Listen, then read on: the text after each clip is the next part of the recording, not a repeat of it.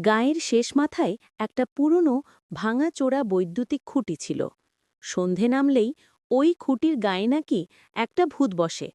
তবে সে কোনো সাধারণ ভূত নয়। গায়ের লোকজন তাকে বলে গেঁউতে ভূত।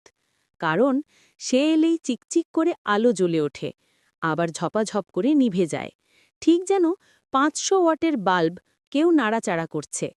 একদিন বুড়ো মধু মিস্ত্রি গেলেন খুঁটির মিটার ঠিক করতে। তিনি দেখেন পুরো এলাকা অন্ধকার, কিন্তু খুঁটির মাথায় হঠাৎ ছপ করে জ্বলে উঠল ৫০০ ওয়াটের এক বিশ্রী হলুদ আলো। আর সেই আলোর মাঝে দেখা গেল একটা চিকন হাড্ডিসার ছায়া, হাত পা লম্বা, আর মাথাটা যেন ইস্টার্ন কোম্পানির পুরনো লণ্ঠন। মধুমিস্ত্রি ভয় পেলেন না একটুও। জিজ্ঞেস করলেন, রে ভূত, এত ওয়াটে আলোকিত হয়ে বসে আছিস কেন?